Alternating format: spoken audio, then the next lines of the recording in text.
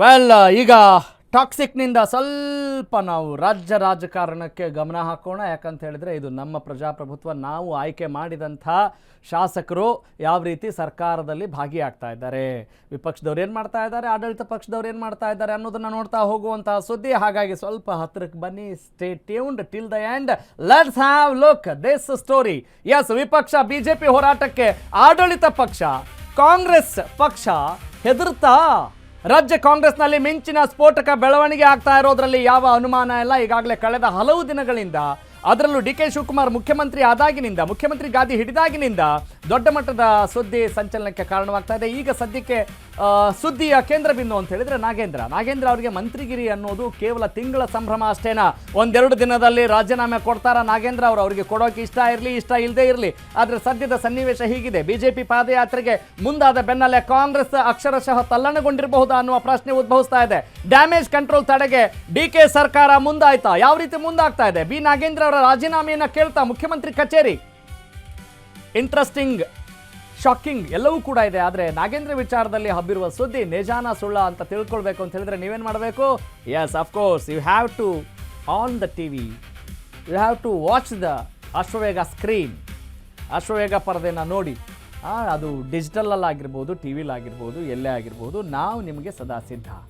ರಾಜ್ಯ ಕಾಂಗ್ರೆಸ್ನಲ್ಲಿ ಮಿಂಚಿನ ಸ್ಫೋಟಕ ಬೆಳವಣಿಗೆ ಗರಿಗೆದರಿದೆ. ಇತ್ತೀಚೆಗೆ ಅಧಿವೇಶನದ ಪೂರ್ತಿ ನಾಗೇಂದ್ರ ಜಪ ಆಯಿತು. ನಾಗೇಂದ್ರ ಅಸ್ತ್ರಕ್ಕೆ ಯಾವ ರೀತಿ ಪ್ರತ್ಯಾಸ್ತ್ರ ಹೂಡ್ತಾರೆ ಆಡಳಿತ ಪಕ್ಷದವರು ಅನ್ನುವ ಕ್ಯೂರಿಯಾಸಿಟಿ ಇದೆ. ಈಗಾಗಲೇ ನಾನಾ ರೀತಿಯಾದಂಥ ಊಹಾಪೋಹಗಳು ಗರಿಗೆದರಿದ್ದು ಸುಳ್ಳಲ್ಲ. ಇಂಚಿಂಚು ಇದ್ದದ್ದನ್ನು ಇದ್ದ ಹಾಗೆ ನಿಮ್ಮ ಮುಂದೆ ತೆರೆದಿಡುವಂಥ ಪ್ರಯತ್ನ ನಾವು ಮಾಡ್ತಾ ಇದ್ವಿ.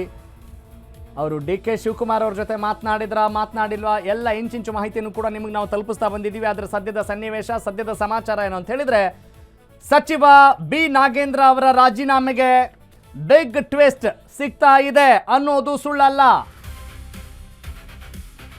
ಸಚಿವ ಬಿ ನಾಗೇಂದ್ರ ಎಲ್ಲೆಲ್ಲೂ ನಾನೇ ಅಂತಾರಲ್ಲ, ಹಂಗೆ ಎಲ್ಲೆಲ್ಲೂ ನಾಗೇಂದ್ರ ಸುದ್ದಿ. ರಾಜ್ಯ ರಾಜಕೀಯದ ಪಡಸಾಲೆಯಲ್ಲಿ ನಾನು ಯಾವುದೇ ರಾಜೀನಾಮೆ ಬಗ್ಗೆ ಮಾತನಾಡಿಲ್ಲ ಅಂದರೆ ವಾಟ್ ಡಸ್ ಇಟ್ ಮೀನ್? ರಾಜೀನಾಮೆ ಕೊಡೋ ಇಂಟೆನ್ಷನ್ ನನಗಿಲ್ಲ ಅನ್ನೋ ಮಾತನ್ನು ಅವ್ರು ಹೇಳ್ತಾ ಇದ್ದಾರೆ. ಆದರೆ ರಾಜೀನಾಮೆ ವಿಚಾರ ಕೇಳಿ ಬರ್ತಾ ಇದ್ದಂತೆ ಸಚಿವರು ಸ್ಪಷ್ಟನೆ ಕೊಟ್ಟಿದ್ದಾರೆ. ಏನಂತ? ಮಾಧ್ಯಮಗಳ ವರದಿ ಸತ್ಯಕ್ಕೆ ದೂರ ಅಂತ ನಾಗೇಂದ್ರ ಅವರು ಹೇಳಿಕೆ ಕೊಟ್ಟಿದ್ದಾರೆ. ಆದರೆ ಸತ್ಯ ಯಾವುದು, ಸುಳ್ಳು ಯಾವುದು ಅನ್ನೋದನ್ನ ಸನ್ನಿವೇಶ ನಿರ್ಮಾಣ ಮಾಡುತ್ತೆ. ಮುಖ್ಯಮಂತ್ರಿಗಳ ಕಚೇರಿಯಿಂದ ಯಾವುದೇ ಕರೆ ಬಂದಿಲ್ಲ ಅಂತ ಅವರೇ ಹೇಳ್ತಾ ಇದ್ದಾರೆ. ಯಾವುದೇ ರಾಜೀನಾಮೆ ವಿಚಾರ ಚರ್ಚೆ ಆಗಿಲ್ಲ ಅನ್ನೋದು ಯಾರ ಮಾತು? ನಾಗೇಂದ್ರ ಅವರ ಮಾತು. ಓಕೆ, ಆದರೆ ಅಸಲಿಯತೆ ಏನು ಅನ್ನೋದನ್ನ ನೋಡ್ತಾ ಹೋಗೋಣ. ಈಗ ಸದ್ಯಕ್ಕೆ ಅಶ್ವವೇಗ ನ್ಯೂಸ್ಗೆ ಸಚಿವ ಬಿ ನಾಗೇಂದ್ರ ಒಂದು ಕ್ಲಾರಿಟಿ ಕೊಟ್ಟಿದ್ದಾರೆ. ನಾನು ರಾಜೀನಾಮೆ ಕೊಡ್ತೀನಿ ಅಂತ ಹೇಳ್ತಾ ಇರೋದೆಲ್ಲ ಸುಳ್ಳ್ರಿ ಅಂತ ಅವ್ರು ಹೇಳ್ತಾ ಇದ್ದಾರೆ. ಆದರೆ ರಾಜೀನಾಮೆ ಕೊಡ್ತಾರಾ, ಕೊಡಬೇಕಾಗತ್ತಾ, ಕೊಡಿಸ್ಬೇಕಾಗತ್ತಾ, ಸ್ವ ಇಚ್ಛೆಯಿಂದ ಕೊಡಬೇಕಾಗತ್ತಾ, ಅಥವಾ ಕೊಡ್ರಿ ಅಂತ ಹೇಳಿ ಏನಾದರೂ ಕಿತ್ಕೋತಾರಾ?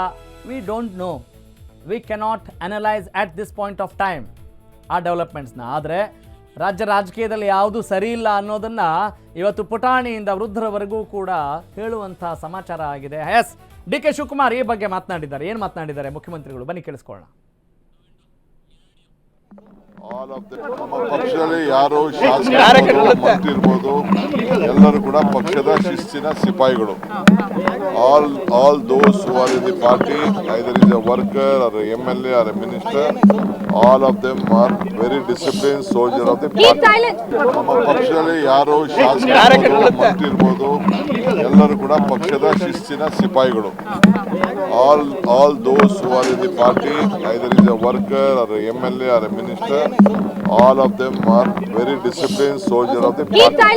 ನಮ್ಮ ಪಕ್ಷದಲ್ಲಿ ಯಾರು ಶಾಸಕರು, ಮಂತ್ರಿ ಇರ್ಬೋದು, ಎಲ್ಲರೂ ಕೂಡ ಪಕ್ಷದ ಶಿಸ್ತಿನ ಸಿಪಾಯಿಗಳು.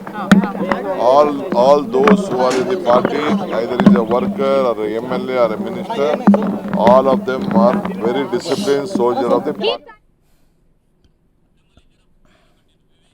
ಓಂ ವಿವೇಕ್ ಆದಿತ್ಯ ಕರ್ಲೇಕರ್, ನನ್ನ ಕಲೀಗ್, ನಮ್ಮ political correspondent is on phone.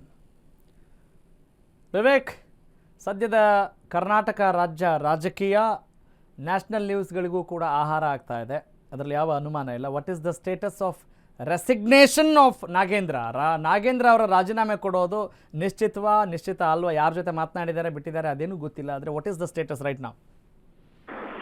S Raghav, ಈಗಾಗಲೇ ಏನೋ ಬೆಳಗ್ಗಿನಿಂದ ಕೂಡ ಒಂದು ಚರ್ಚೆ ಆರಂಭ ಆಗಿರ್ತಕ್ಕಂಥದ್ದು. ಅವರು ಮುಖ್ಯಮಂತ್ರಿ ಜೊತೆ ಮಾತನಾಡಿದ್ದಾರೆ, ರಾಜೀನಾಮೆ ಕೊಡ್ತೀನಿ ಅಂತ ಹೇಳಿದ್ದಾರೆ ಅಂತ. ಆದ್ರೆ ಇದಕ್ಕೆಲ್ಲದಕ್ಕೂ ಕೂಡ ಒಂದ್ ಕಡೆ ಸ್ಪಷ್ಟನೆಯನ್ನ ಕೊಡುವಂತ ಕೆಲಸಗಳು ಕೂಡ ಆಗ್ತಾ ಇದೆ. ಯಾರು ಕೂಡ ಮಾತನಾಡಿಲ್ಲ ಮುಖ್ಯಮಂತ್ರಿ ಜೊತೆ. ಇದೆಲ್ಲವೂ ಕೂಡ ಸುಳ್ಳಿನ ಸುದ್ದಿ ಅನ್ನೋದು ಒಂದಿಷ್ಟು ಚರ್ಚೆಗಳು ಕೂಡ ಮತ್ತೆ ಈಗ ಮುನ್ನೆಲೆಗೆ ಬಂದಿರತಕ್ಕಂಥದ್ದು. ಆದ್ರೆ ಒಟ್ಟಾರೆಯಾಗಿ ನಾಗೇಂದ್ರ ಅವರ ರಾಜೀನಾಮೆಯನ್ನ ಆಗ್ರಹಿಸಿ ಏನು ವಿಧಾನಸಭೆ ಆಗಿರ್ಬೋದು, ವಿಧಾನ ಪರಿಷತ್ನಲ್ಲಿ ಪ್ರತಿಭಟನೆಯನ್ನ ಮಾಡಿತ್ತು ಬಿಜೆಪಿ ಹಾಗೂ ವಿಪಕ್ಷಗಳು. ಜೆಡಿಎಸ್ ನವರು ಕೂಡ ಪ್ರತಿಭಟನೆಯನ್ನ ಮಾಡಿದ್ರು. ಈಗ ಪ್ರತಿಭಟನೆ ಮತ್ತೆ ಮುನ್ನೆಲೆಗೆ ಬಂದಿದೆ. ಜೊತೆಗೆ ಮತ್ತೊಮ್ಮೆ ಪಾದಯಾತ್ರೆ ಮಾಡೋದಕ್ಕೂ ಕೂಡ ಈಗ ಮುಂದಾಗಿರ್ತಕ್ಕಂಥದ್ದು.